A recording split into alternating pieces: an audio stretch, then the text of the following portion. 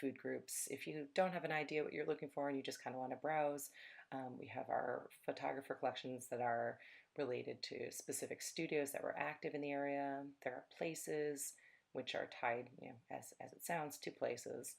Um, Things that have to do with specific people's history, we've broken into those categories. If we have things that are event-based, like the Everett Massacre or the family photos, those are going to be in here. And we also have a small collection of reference resources that we've scanned and put in our digital collections online. So I'm going to go to one of our most commonly used collections, which is the Everett Massacre collection. Each of these different collections are going to have a similar landing page. So for Everett Massacre, you have an essay that was written to introduce the collection, which is a great read. There's some very good resources here compiled by my predecessors, David Dilgard, Margaret Riddle, and also Mindy Van Wingen, who's still here, and also myself. We put together these little articles to introduce the images. And then at the top of each of these essays, you're going to have either the collection to go browse, or you can search within the collection. So we're going to go for the browse. This takes us to Content DM, which is our digital image database, which is not officially part of our website. So that's why there's these little portals that you have to go through.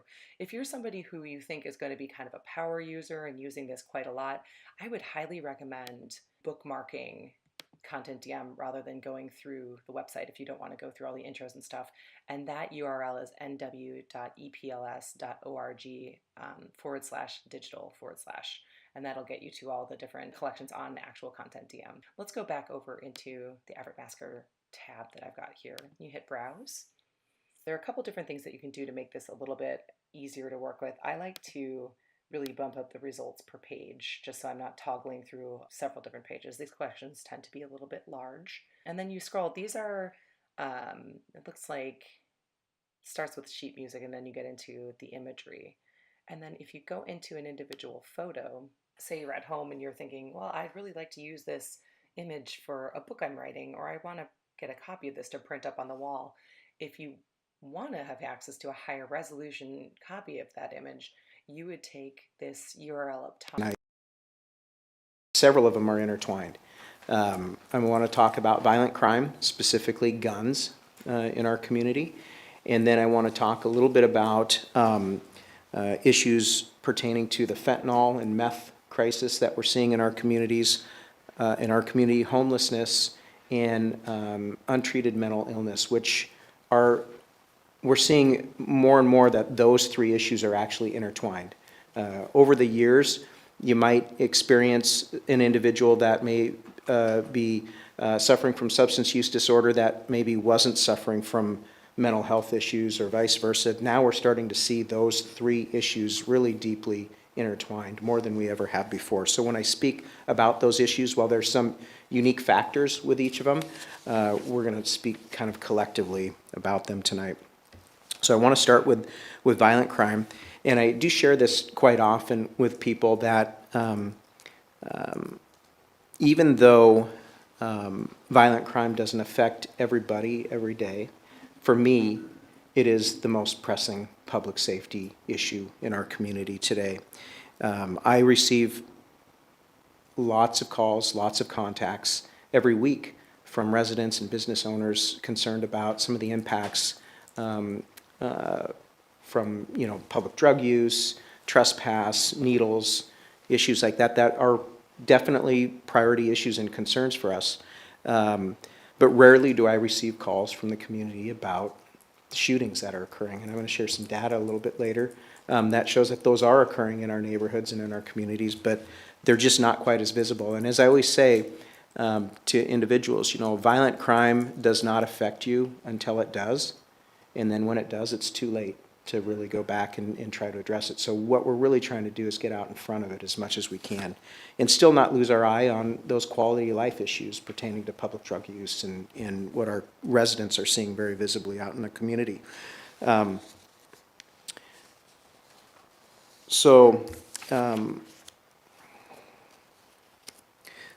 of the areas that I want to touch on as it relates to violent crime and gun crimes, I'm not speaking about, in the context of this discussion tonight, I'm not speaking about legal gun ownership. I'm not talking about Second Amendment issues. I'm really talking about adults that are prohibited from possessing firearms, who possess firearms and are committing crimes in our community, and children, unsupervised children who should not be possessing firearms in our community and are committing firearm-related crimes in our community. So I want to make that very clear, that in the context of everything that I'm going to be sharing, those are the groups of individuals that I'm referring to. So I want to share a little bit of data just to help paint the picture. So far this year through September, we've had 92 shots fired calls in the city of Everett. Last year at the same time we had 80. And then just to provide a greater perspective, in 2019 at this time we had 25. So you can see those numbers since 2019 have certainly increased. We've seen some peaks and valleys and different trends over that time, but in general, an upward trajectory. We're also seeing more firearm-related homicides as well. We had 11 firearm-related homicides in 2022 and 7 so far this year. And again, for perspective, going back to 2019, we had 3 firearm-related homicides all year in 2019. At the same time, we've recovered more firearms year-to-date than any of the previous 5 years, with 77 guns recovered through September. And in 2019, that number was 42. So it's a combination of a few different things, but we've really focused our teams on recovering firearms out in the community, and we're tracking that data. And it's unfortunate that we're seeing more guns, but at the same time, getting those guns off the street and out of the hands of people that shouldn't possess them is really important. Is the recovery through the gift card program, or is it more through other okay. Yeah, so we'll talk about the exchange, the firearm exchange, because there's some good promising data there. These are just the police officers out on the street recovering a stolen firearm or a firearm off somebody that shouldn't possess it, or even sometimes people call in, hey, I found a firearm in somewhere, and then we go recover it. So that's that group of recovered firearms that I'm referring to here. Under Mayor Franklin's leadership, we've done a lot to try to address this troubling trend. When the mayor first took office in 2018, she directed us in the police department to start, through her first directive, one of the pieces of that entire directive was to start up the gang response unit at that time, which was really important for her, that we included a full-time gang intervention and prevention officer, that we had a prevention and intervention aspect of whatever program that we were going to start. That was in 2018. She also directed us to develop intervention and prevention programs and partner with the community to launch a firearm safety public education campaign. So we instituted all of these programs and actually did see a notable decrease in that time range of 2018 to 2020. And in a lot of our violent crime categories. And then obviously we all know what happened in the middle of 2020, the pandemic hit, and pretty much all of our programs, our work in that arena pretty much stopped. And our outreach was severely curtailed. And since that time, after 2020 to date, we've started to see that trend start to go back up again. And so our goal now is to reverse that trend with some of the program and work we're doing. Again, for perspective, 2022, Everett saw a record number of homicides last year, as did the entire state of Washington, saw the highest number of homicides that the state had seen thus far. What Mayor Franklin has done since is earlier this year, she did issue a new directive, which in a sense rebranded and relaunched our violent crime unit. Our violent crime unit has a broader focus than just gang-related crimes. And what we really saw was that, with a singular focus on gang-related offenses, there was a lot of other violent crime that was occurring in the community that had no gang-related nexus. And we wanted to make sure that we were capturing all of violent crime. And so it was important for the mayor, for our department to refocus and make sure that we were focusing on all violent crime, which includes gang-related violent crime as well. One exciting new partnership that we are working on right now, and that we hope to launch sometime after the first of years with the Everett YMCA. One of the challenges that we faced with our prevention and intervention programs was we saw some success with some of our grassroots programs that we started as it relates to youth getting involved and engaged in violent crime, but didn't see the results that I think we had hoped to see. And what we found through research and interviews with a lot of the entities that work in this arena was that as long as the police department was the primary sponsor and directing that type of work, that we might not see the level of success and participation from the community that we might want. And so it was suggested that we partner with a nonprofit or a group like the YMCA that does work in this field, that already has well-established connections with youth, good reputation in our community. So that's what we did. And we're working with them right now on a new program and some funding in which they will be the lead in this program, and that we, as the police department, will support them and be there as part of that program. And we hope to have some good news to announce after the first of the year with that. As Council Member Fossey also mentioned, our Guns for Gift Cards or firearm exchange programs. We've taken in two programs, one that we hosted last November, in November of 2022, and one earlier this summer. The first one, we took in 241 firearms. The one that we just did this last summer, we took in 256. So a total of 479 firearms that we have taken in from the community. Again, this is a different figure than the earlier figure. And these are from gun owners who voluntarily turned those firearms in because they didn't want them in their homes any longer for a variety of reasons.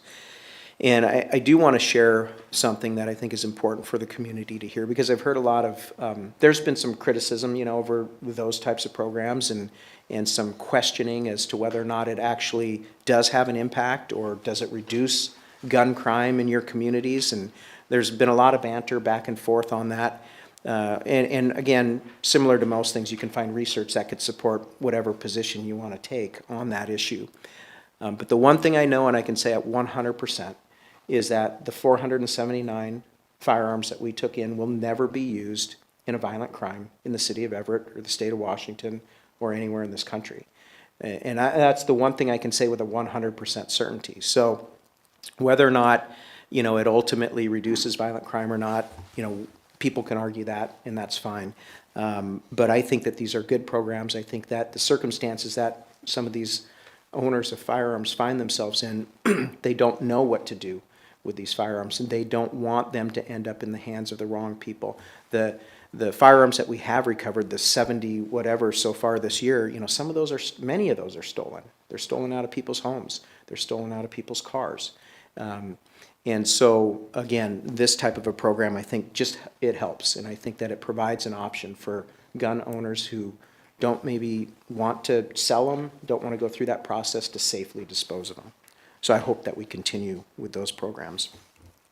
One other kind of exciting program that's out there that we're involved in, and it was through a selection process, is that we earlier this year applied for a federal Bureau of Justice Assistance, which is called the BJA. It's a federal entity, what's called a Public Safety Partnership grant, in which the federal government contracts with a team of subject matter experts who work in firearm and violent crime reduction, a team that will come into local jurisdictions and evaluate what you're doing, what resources you have available to you, what your approach is, look at the community demographics in the crime, and they will develop in partnership with the agency what's called a Violent Crime Reduction Strategic Plan. And so we've been advised by the BJA, the Bureau of Justice Assistance, that we've been selected as one of the agencies, but they're still working on trying to find that contractor to work with us. So again, more exciting news in the coming months. I hope that they're able to find that contractor. So, while the data shows, that we've had increases in firearm-related crimes, I do believe we're moving in the right direction. And not only addressing this issue through, enforcement and a focus with our violent crime unit on the street, but really also looking at the upstream, right? Trying to prevent, especially our youth, from getting involved in, gun-related and violent crime-related situations in the first place. And again, it's going to take time. It really is going to take time, and it's going to take concerted effort from the police department and from our community to really see the difference that we're hoping to make there. So, I can transition into the next topic, and then you guys can ask questions at the end. I want to talk a little bit about the fentanyl crisis, untreated mental illness and homelessness, and the impact this has on our community. And while violent crime and gun represent, what I believe to be our top or one of our most pressing public safety concerns, the impacts of fentanyl and meth on our neighborhoods is real, and it's highly visible. And again, similar to what I did when I started to talk about violent crime, and I said for context of this conversation, I'm talking about a certain population of people. I am doing the same thing here. When I speak about homelessness and untreated mental health and drug, I'm intertwining all of those, as I mentioned earlier, because I think we're seeing those factors present in almost all, if not all, of our chronic contacts, individuals that we repeatedly contact. And when I reference homelessness in the context of this presentation, I am referring to a specific subset of this population. And I'm referring to the individuals, again, that we come into contact with multiple times. They're referenced at times as chronic utilizers, and also those that are associated with criminal behavior, because not every person who is unsheltered or homeless is involved in drugs, has untreated mental health issues. So those are not the groups that I'm speaking to here. I'm not talking about the homeless family that may be living out of their vehicle, struggling to make ends meet because they couldn't afford rent anymore. Or the homeless veteran who's not suffering from any sort of substance use disorder, but and who mainly keeps to themselves and doesn't victimize other people. The full council has heard from staff at the Snohomish County Jail, so I know that they came in and provided a presentation about what they're seeing in the jail as it relates to fentanyl and meth, and some of the great programs that they have started there in the jail to help support this population. You've also, as a council, heard from Judge Kastner and Judge Leonard, who have talked about the impacts in the intersection of untreated mental illness and fentanyl, and those who fall into the gap once they've been deemed not competent to stand trial, but yet they continue to damage properties, break windows, commit trespass, those types of crimes that truly do impact our business community and our residents, but yet holding them accountable in any sort of a system, whether it's either the mental health system or the criminal justice system, is really a challenge. And if any of you attended or saw any of the Sam Quinones community presentations on his research, you know that fentanyl in today's meth is different than any drug that we've ever encountered as a community in the past. These drugs are more powerful, they're more addictive, they have significantly greater withdrawal symptoms, and they really do change your brain. And they result in an inability for an individual to assess risk to themselves and others. And this is really important for our community to understand, that we're not just dealing with, the marijuana of the 90s or cocaine or even heroin. This is different. This is a whole nother level of drugs that changes people. And it's why those who are addicted to fentanyl might choose to live in a tent in the woods versus taking us up on an offer for resources and shelter. It's also why we might have to administer naloxone more than one time to the same person or in a 24-hour period.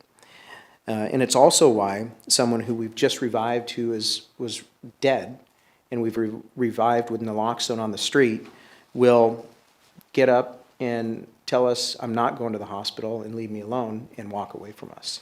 Because again, it changes their brain, and it just does not allow them to assess risk like every one of us would. So to talk a little bit about data, as I did previously, our COET team, which includes our embedded outreach specialists and our social workers, have made 1,077 unique contacts so far this year. So unique contacts are with different individuals, 1,077 so far this year, compared to 943 in 2022. As it relates to naloxone applications, we've had so far this year 36 fatal overdoses and 125 non-fatal overdoses where officers have administered naloxone. Yeah, 36 fatal overdoses and 125 non-fatal overdoses where officers have administered naloxone. So those 36, for example, we may show up on scene, administer naloxone, and we're not able to revive the person. So that was 36 on that Is number. that just with our police department, or does that also encompass what, fire and other? Just police, just police, yeah. So 36 and 125. For comparison, in 2019, for the entire year, we had 50 fatal overdoses where naloxone was administered, and only 19 non-fatal overdoses where naloxone was administered. So,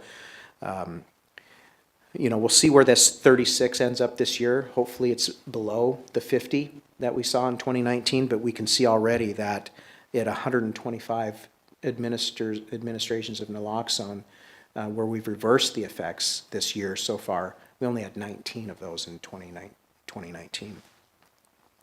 So there are a lot of factors that impact these numbers, to include changes in uncertainty over state drug laws, lack of treatment resources, and lack of shelter, just to name a few. But it's important for our residents to fully understand that the city of Everett has limited jurisdiction when it comes to creating laws related to drugs and narcotic use regulation. And without getting too technical, it's important that everybody understands that Washington law dictates that the state regulates the area of drug laws, with few exceptions. State law essentially prohibits municipalities from enacting laws that are more restrictive than existing state law. And I know Councilmember Fossey is very familiar with this. It's called preemption.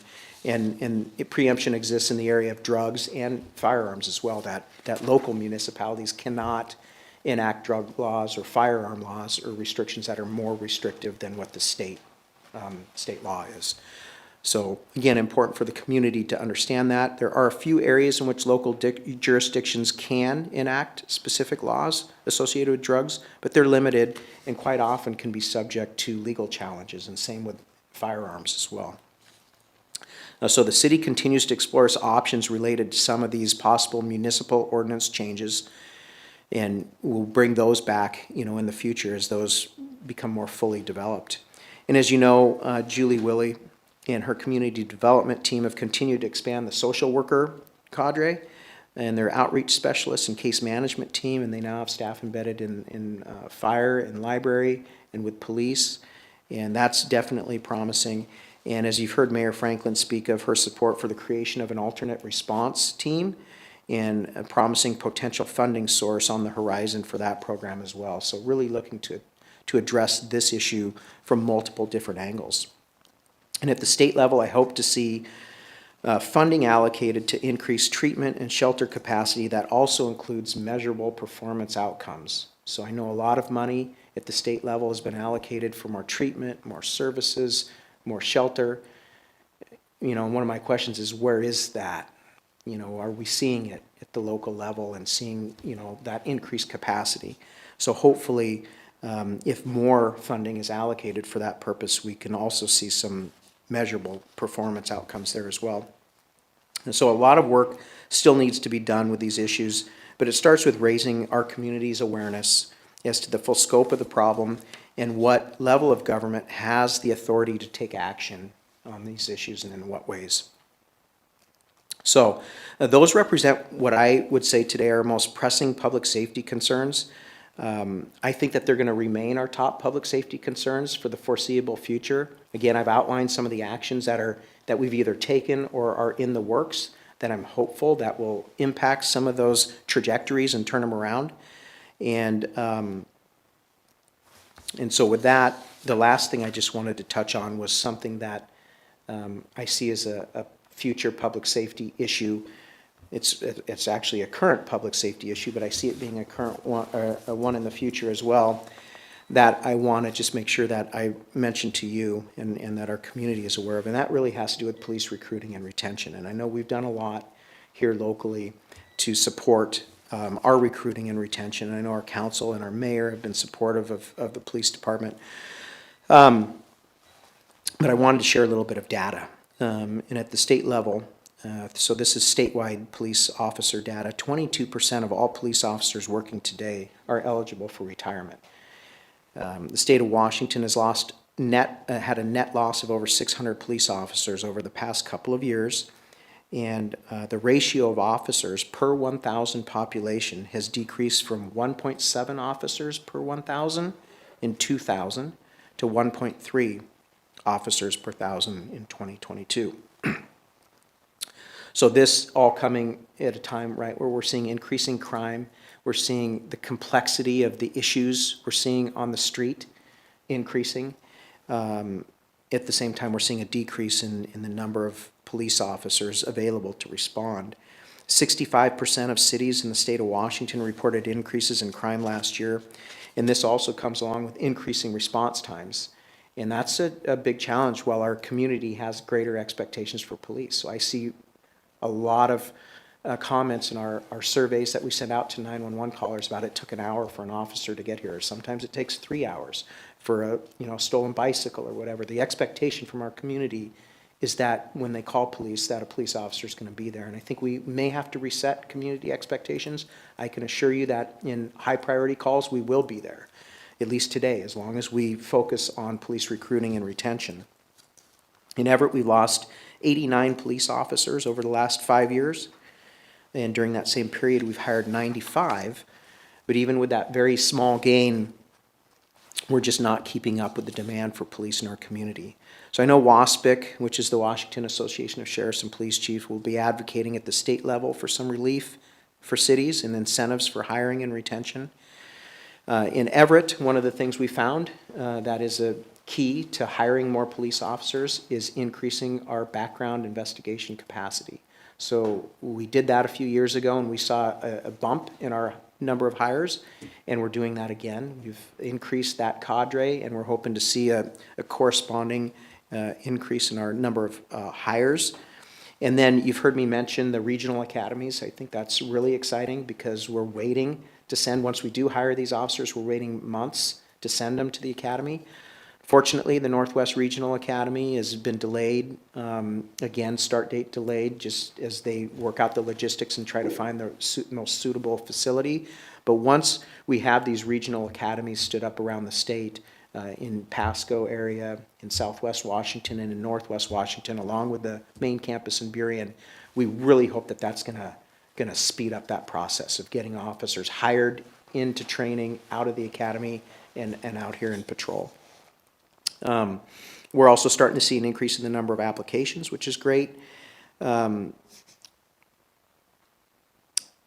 I think just for the sake of time, the last thing I wanted to mention as it relates to recruiting and retention is your role as council members, because whether you know it or not, your role in retention of existing police officers and recruiting new police officers is greater than I've ever seen it before. And I will tell you that in 1992, a police officer getting hired did not know who the council members even were, and might not have even known who the mayor was for sure, because it really didn't matter. Today, when I interview new police officers, when I talk to incumbent police officers, they know who every city council member is. They know, the new officers are researching to find out which community, which elected bodies support public safety in their opinion, and which ones don't. And they can choose today, right? The new recruits can choose where they want to go work, which was a little bit different back in 1992 as well. And so don't ever forget the importance, of your words as you're on the dais, of your words when you're speaking to an officer in passing. It matters, and they talk about that. And it helps us in retaining police officers, and it does help us in recruiting new police officers as well. So with that, I'm going to stop and just see if you guys have any questions for me. I'd be happy to answer those.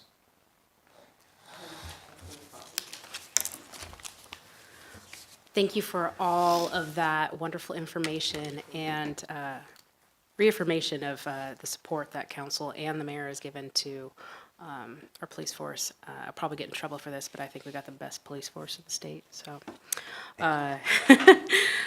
so regional training centers. I know that we've passed things for better retention, recruitment type bonuses that we've done here, and there's other efforts like Senator John Lovick's, some of the work that he's done to have more flexible scheduling. Are there other things that you see in the pipeline? I know you had mentioned Wasbeck. Are there other things that you can see that would help with that recruitment, retention in particular? I know Everett gets to kind of cherry pick on the best quality candidates because we're a desirable place to be and support our workforce. But are there other things that you can think of that we should either be adding to our legislative agenda to support or that we should pursue or consider pursuing?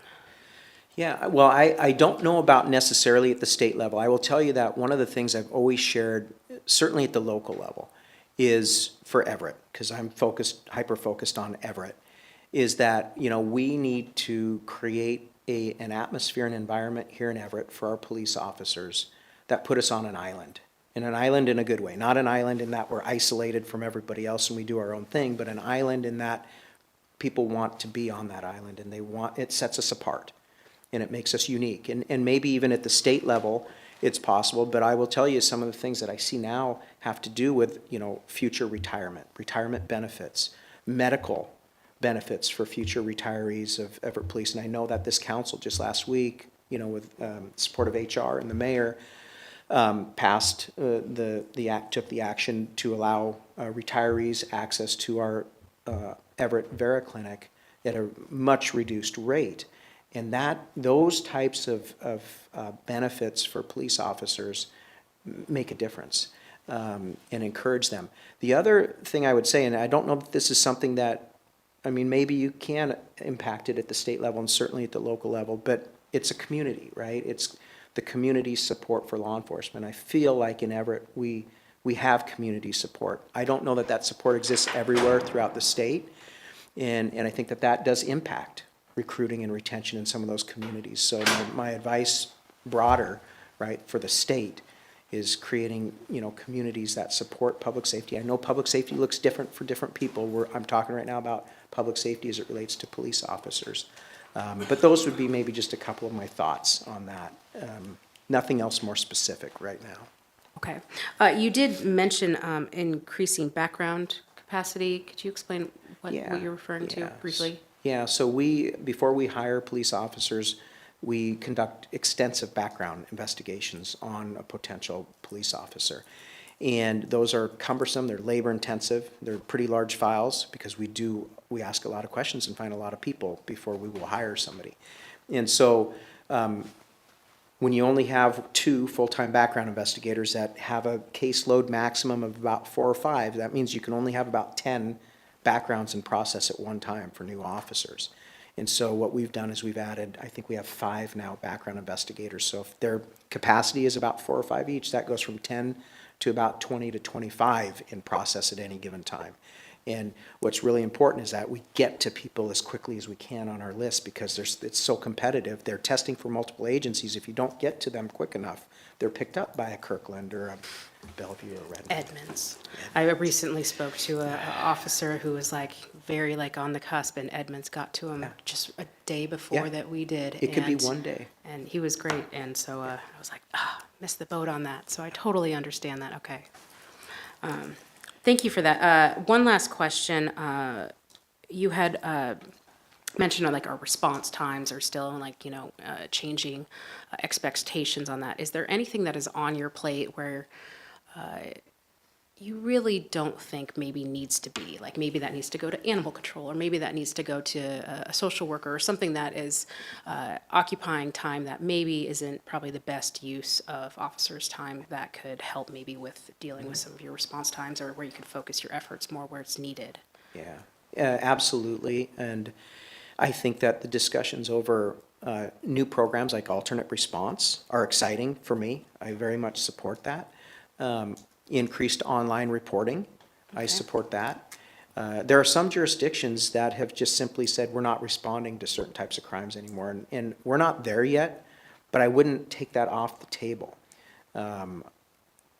So those are definitely options, but also just resetting communities' expectations, I think, is important, and making sure that they're aware that police response, it really follows a simple marketing principle of supply and demand. And if you have more demand than you do supply, if you have more calls for service than you do police officers, you're gonna experience longer wait times. And so we do our best to manage that. Our supervisors on the street do their best to make phone calls on some of the lower priority calls to reset those expectations. But yes, I think that there are some calls, and we're looking at that internally, and we're working with community development and looking at that as well. Yeah, I would definitely be interested in seeing like kind of how that develops because you guys are definitely spread thin. And thank you. Yes, thank you. Thanks for your service, and thank you for the presentation. Over the last few months, even the last couple of years, we had talked about different ways to find ways to fund our city budget. One of them was a public safety levy, and of course, that would be a lot of emphasis on your department. If something like that did happen, where would you allocate resources? Yeah, great question. And one that I would want to spend a lot more time than just right now answering, but I can tell you, one of the areas, I think that, having visible police officers on the street is really important. I think having officers that are able to patrol in different capacities, on foot, on bicycles, in cars, is really important. Just patrolling in vehicles, while we can still accomplish a lot of our mission, I think getting out in the community on bicycles and on foot is really important. So I'd love to see increases in those types of resources. But one area, right off the bat, even if we had the capacity, we had more officer positions, right off the bat, we need to increase the background investigation capacity even more, right? We've got a list of over 200 applicants that are on our police list. We get to the top 50, maybe 60. What about the rest of those people? There are some good candidates in there too, and we just don't have the capacity. So I think that, increasing our visible patrol is important. That's what the community is going to see. But on the backside, in order to do that, we've got to still continue to increase our background investigation capacity, I think. Thank you. Yeah, I just have a couple, that was really great, because I know the visible presence in the downtown core is super important and makes a huge difference. And there are times when we're lucky to have them and sometimes when we don't. So you mentioned that your recruitment applications had gone up a lot. Where are you getting those from? Well, we haven't done anything different. We contract with a company that manages the testing I for see. us, all of our testing. I think just in general, we saw a dip in the 2020, 21, 2022, and now we're starting to see those numbers start to go back up on the incline. And I don't know that they've increased dramatically yet, but we're starting to at least see a positive trend there, which is important. That's great, okay. And everything, I was just taking notes on all of the things you were saying. It does make sense on the increased background checking. That totally makes sense to work through that system faster. And again, I'm happy to see the Vera Clinic as an option for retirees. So hopefully that will help some of that. I don't have anything else. I just really appreciate, this was a wonderful synopsis. And I think you've done just a super job. I'm really proud of the work you've done, so. Thank you so much, and I do appreciate all your support over the years, and hope to see that continue and our department progress to the next level after my time. I know it will. Okay. So thank you very much. Thank you. Moving on now, we'll have our red light camera implementation update, and we have Corey here and a slideshow. Great, thank you. Thank you for the opportunity to come speak to you about our automated traffic safety camera program for red light running in school zones. I'm going to open with a slide that I think most everybody in this room has seen. It's really just an overview of the program and contract we have with Navoa Global, who is our vendor. There's going to be 9 cameras at 6 intersections for red light enforcement and 2 cameras in 1 school zone at Horizon Elementary. We've gone in and we've looked at these locations again over the summer, and we've found that they all are still supported, that these represent 6 of the top 7 intersections for total crashes over the past year. And Casino Road at Horizon Elementary still remains the highest speed roadway within a school zone in Everett. So last I visited with this committee, was back in March, and we were talking about an end of the year date for launch. There's been some challenges that we've had to overcome and solve, and that's resulted in a few months of delay here. The project implementation's taken longer than anticipated, in part due to 3 things. The first one's the decision to purchase 3 software solutions for the court to significantly improve efficiencies and minimize the number of FTEs needed and time to adequately negotiate the purchase contracts. We had some challenges addressing power needs and for construction. A lot of the power came from the alleys, and that resulted in undue burden and cost for the vendors. So we've had to change our tact a bit and allow them to get power out of our cabinets here at the city, and we've got all of those challenges overcome at this point. And then last, really just a deep dive into the staffing needs to gain further confidence that the workload demand wouldn't overload our workforce. So back in around April 2023, the vendor went out into the field and, using radar equipment and cameras, did a study and collected some actual violation numbers. And we took a hard look at the reductions that we might expect from the system, and as a result of just traffic getting used to it and an education campaign, we used information from Tukwila and Fife and Tacoma, which our vendor also operates in, to help make those decisions. What we found was that there was 10,163 violations in a month in the school zones, 12,091 red light violations, for a total of about 22,000 violations per month. Fortunately, their data indicates that once you go out and you do your education campaign, and once you go out and put up the signs and do your 30-day grace period, that drops significantly. It drops by 70%. And then usually by the first year, those numbers again drop by another 70%. So you end up with about 10% of the total violations that you might have had before the system was ever installed. So that speaks well to the efficacy of the system and the effectiveness it'll have. We originally projected, based upon another vendor's advice, at about 15,000 violations per year total. You can see here in the lower right that with a fully mature system, we're really looking at 2,000 violations per month, or closer to 24,000. So those software efficiencies, the implementation of N-Court, O-Court, and Laserfiche software systems within our court system are going to be very important to being able to handle the additional workload. We'll more than double the number of parking style violations that go through the courts. With higher infractions, revenue is expected to be higher than an earlier estimate. Staff loading may be higher. However, the original 4 FTE allocation presented to council is estimated to handle the volume currently.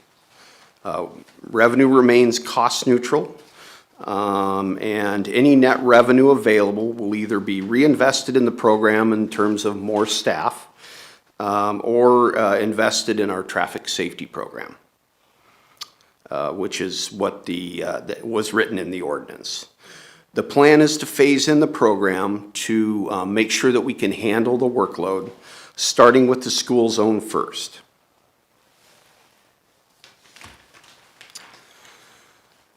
So we're going to start with a robust public information and education plan. We have a draft plan now. We're closing in on being ready to publish it. Our communication and engagement goals are going to be to raise the awareness of the program and the implementation timeline, so there's no surprises for our residents. To address equity concerns through transparency and dialogue, we're going to go out and we're going to listen and learn from our neighborhoods and from our community. And we're going to share our goals for the photo enforcement program, which our business goals are first and foremost to improve traffic safety, and then to obtain public awareness and acceptance and trust in the program, that it's providing a real safety benefit. We intend to engage individual stakeholders and broader stakeholders, including residents and neighborhood groups, community-based organizations. We're going to work with schools, not just Horizon Elementary, but all the schools impacted, and with major employers in the area. We're committed to accessibility in our communications. We're going to publish in English, Spanish, and Russian. And we're going to use many diverse communications methods and regular communication over an extended period of time, over the period of about 5 months. If you look at the schedule, it does show some communication and work in December. We understand that's a month that is very challenging to do a lot of public outreach, and so we're not discounting that month. We'll do as much as we can, but we're not focused in on December.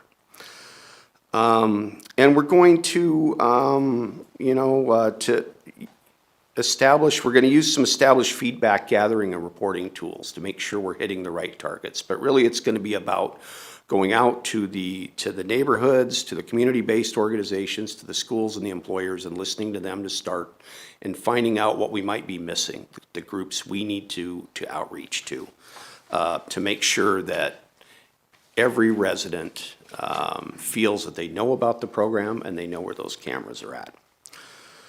Our communication methods are going to be starting with information gathering, and then we're going to do mailings to near neighbors, anybody within a half a mile of the camera systems.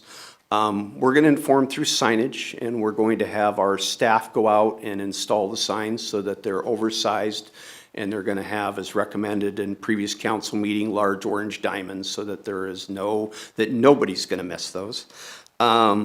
We'll have a web page explaining the program, and subscription news flashes, news media outreach in the February timeframe, and social media. So to kind of cap or talk a little bit about schedule and when we anticipate the installation, we see the school zone in February and March. The signs will go up in February, late February, and then for the month of March, there's a 30-day period where the signs have to be posted before any citations, and in our case, warnings are issued. We'll then proceed with 30 days of a grace period of where warnings will go out. That'll be an education program to let people know that the systems are going to be turned on. And then starting about the first part of May, we anticipate the first citations. That'll give us 6 to 8 months of getting used to the system before school ends, and then over the summer rolling into all of the red light photo enforcement cameras. And we'll shift our focus on communications to make sure everybody knows where those red light cameras are, and they'll become more of our emphasis. And then fully up and running when school resumes in the fall. So that's all I have. Sure, Councilman Rochelle. Yeah, thank you for the presentation. I know we had talked about during the process of the ordinance, and there was some study done on the percentage of residential addresses in the city versus outside. Yes. And I was wondering, during the study here by a third-party vendor, was there the same type of numbers? Could they equate them? We didn't go to the Department of Licensing and get information on zip code. Right now, the zip code is the most granular we can get. Yes. But recently, the city of Linwood did a study, and they found, they've got a very long-term robust bus system. They found that 80% of the citations were issued to people who lived at, or vehicles were registered outside the city. So we're anticipating, if we do a good job with our communication plan, that that's the kind of numbers we can expect. Thank you. So that data that we will be collecting, we'll be looking at that granular level report afterwards. Yes, we're required yearly to report on how many citations were issued, and we will at that time look very closely at zip code and where those citations. I wish we could be more granular Yeah, than that, no. but right now we can't. So. The signage that you're putting up, the big orange ones, are those permanent, or what will the signage kind of? They will be permanent static signs, and they'll be probably 36 by 48, so pretty good size.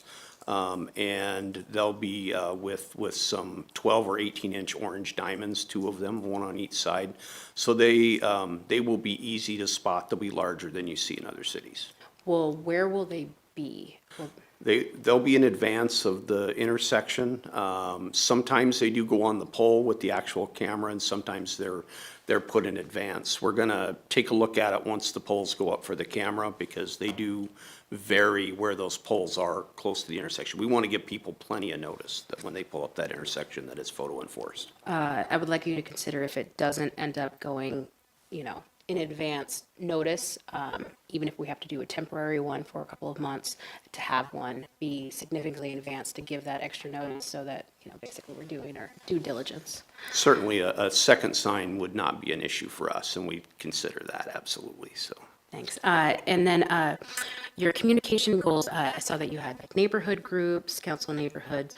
What other kind of groups are you targeting to actually reach directly with the constituents? 'Cause not everybody watches our community safety meetings, unfortunately. Yeah, I had a whole list here, and just some from our draft communication plan, but we have churches on there, PTAs, not just the school itself, but PTAs. I've already talked with Boeing about how we're gonna get into their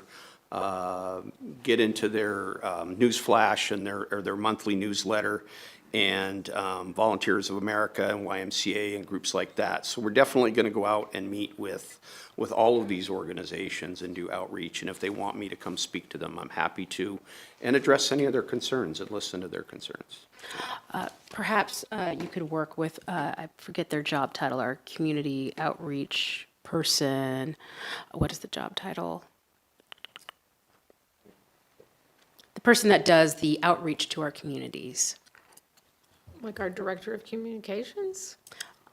Is it Nicole, does she do it? That's her title, yeah. I don't know. Perhaps you can work with them Yeah. and maybe our equity diversity person, again, and forget the title, job title, but just to work out to some of the groups that are concerned about this, to make sure that you can get in their network and actually work with them on disseminating the information, so that we have their assistance and maybe their guidance or suggestion on ways that we can get the information out to. Yeah, that's a great idea. I think, part of our, the early part of this, the listening and learning, we're going to look for those groups that we might be missing. And so, yeah, we want every person, I would be happy if not one Everett resident got a citation. So I think that would be my program goal, is that everybody here, most people that drive in their communities drive like they live there. So I'm looking forward to comparing the numbers I presented today with the numbers at 1 month and the numbers at a year. I'm kind of excited to have the data and see what happens. We do have the best neighbors, I agree. One last question.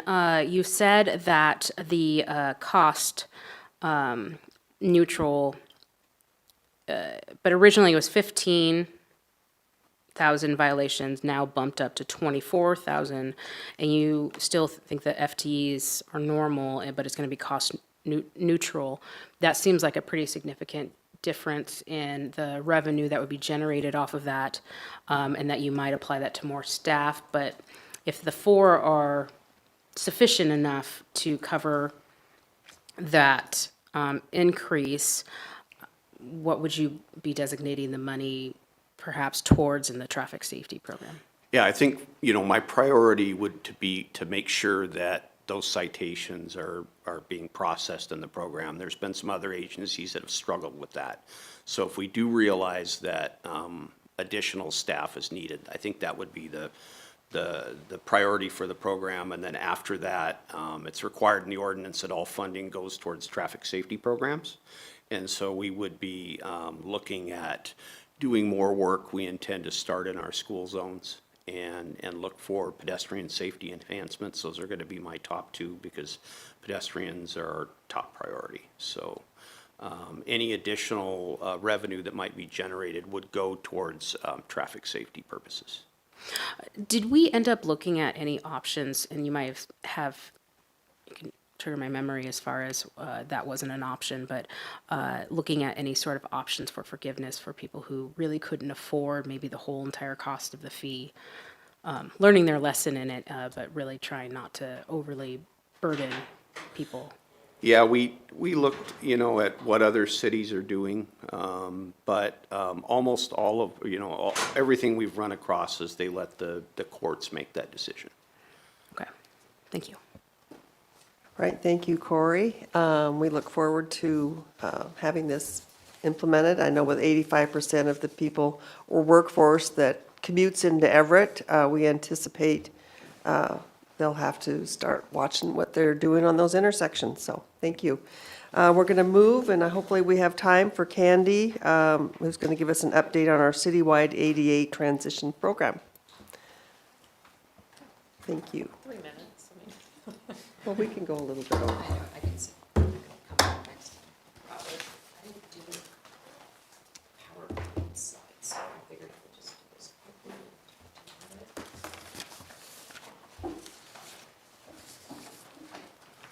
And I know we're almost out of time, so I will try to move quickly through this. Thank you for having me tonight. My name is Candy Bartlett. I am the Administrative Services Director and also the ADA Coordinator for the city. This title, ADA Coordinator, was once the duties that was under the ADA Coordinator were performed by Kay Barnes in the past, and I have recently taken on those duties when Kay left. She left employment with the city. So I'll talk real quick about what is under our ADA program, and I apologize for the small font, but what we're going to talk about tonight is Title II and Title VI. So Title II is focusing on discrimination based on someone's disability, and Title VI is focusing on disability based on someone's race, color, and national origin. So on the next slide there, so under Title II, the ADA protects individuals with disabilities from disability-based discrimination in the services, programs, or activities of public entities. So what are we doing for that? Number one, we have recently created a new landing page on our website. So citizens can go to that page, they can file a complaint, or they can also request an accommodation. That information is downloaded into a database where we then keep track of what accommodations are made. So what I would do if I receive an accommodation or a request, which I did this week for Animal Control Shelter, I then contact the department, find out what we can do to make that accommodation. I work with the manager of that department or whoever their ADA coordinator is in that department, and then the citizen is contacted, and that is then entry is made into the database, so we can then track that, what accommodations we have made. So that is all new. Oops, sorry. So equal access, we just have to make sure that we are giving individuals with disabilities equal opportunity to benefit from all of our programs, our services, and our activities. So for buildings, that is any building that is constructed or remodeled after January 26th of '92. There's very high standards of accessibility that we have to make sure that we are adhering to. Looking at access as it continues, again, we have the request form. So an an individual can request an accommodation. They can also call me if they don't want to have to complete that form online. We also have to make sure that we have effective communication. There's a few different things that we're doing for that. Number one, our landing page, our city's website uses Civic Plus, and they provide training to our staff to ensure that our website is in compliance with ADA. It needs to be perceivable, operable, understandable, and robust. We also are working with a new contractor right now called Purple Communications for ASL services. So if an individual, say it's even a police call, we can contact someone from Purple Communications and they can provide those ASL services as needed. So that's just one example.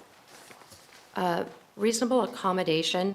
So what we have to do with that is if somebody cannot access, for example, the accommodation that was made this week was for animal control. We were doing vaccinations and someone could not stand in line because it was first come, first serve. So they asked if they were not able to stand for that long of a period of time. So they requested that they were able to sit in their car until they were called. And so we were able to easily make that accommodation. So another one may be to where if we say that you are not allowed to have an animal in this during city council, but a service animal would be, we would accommodate for that. So that's just another example of that. We do not have to make accommodations so that are unreasonable, costly, or unsafe though.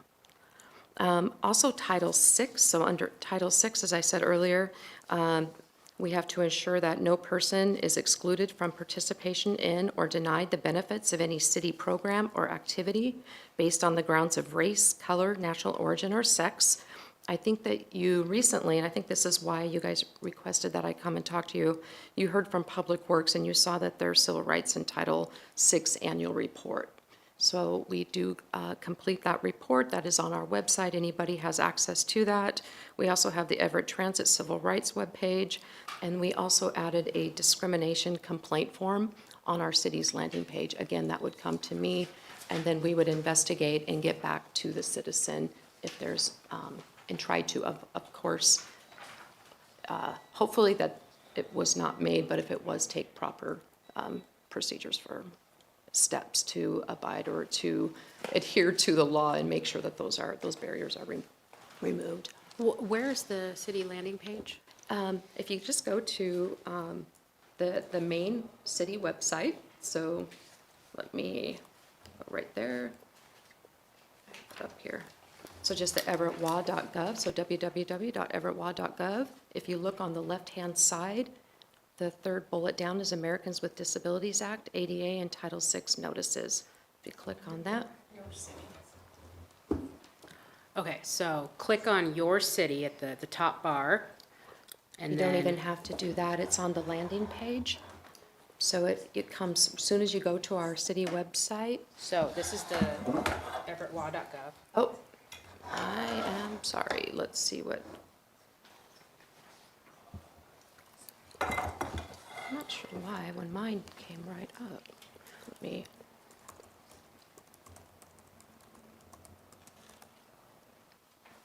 Should be your city, yeah. It's right there. Oh, did you see it? Yeah.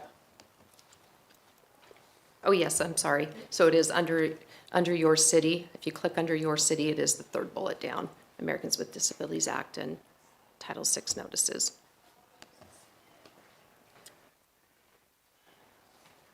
And then you can see there accommodations for disabilities, the ADA coordinator, who to contact. It shows you the Title VI self-evaluation transition plan. If there was a complaint, U.S. Department of Justice would be the one that would look into that complaint. There's a citywide equal employment opportunity. And again, this does not deal with Title VII, which would be an accommodation for employment. We would handle that within human resources. Any other questions? Mary, or Councilmember Fossey, do you have any other questions? So what is the most used aspect of this landing page? Is it a form that people fill out? Is it a phone number that they would want to call? Both. So, so far, since I've only been doing this for approximately 2 months, has been a form that they've completed the form online. That comes directly into myself. It goes into actually the HR landing page, not landing page, but to an HR website that goes directly to me. And then Is that in the form of like a complaint? That's what they're filling out? No, there's 2 different ones there. There's a request for an accommodation, and then there's also if they feel that they have not been provided with the correct access, whether it's communication or an accommodation, there is a complaint form there as well. Slight suggestion on just this webpage and looking at it, if that is like the most frequently is like an accommodation request, to have at the top, under the title, what people are looking for, because the type on this, very, very small, a lot to read through to get what, and if you're trying to make it accessible to folks, maybe having what people are going there and looking for at the top. And if they want to read through the rest of that and go into the links and go to the Civil Rights Act of 1964, I don't think that necessarily is probably what somebody with disabilities is wanting to search for when they're going to this page, but yet that is like your first kind of link that you have there. So maybe at the top, just having something that's accommodation request, click. That would be probably helpful for constituents. I like that. Thank you. Okay, well, thank you so much for that quick update. Appreciate that. And we will not be having our regular scheduled meeting in November and December. Those are dates that council is canceled. Canceled also, which is November 22nd and December 27th. If we do schedule a meeting in between there, we will notify everyone at the council meeting, and it will be on the website. So I'm sorry we didn't get to you, Chief DeMarco, but you're still here. Anyway, thank you. That's it for today.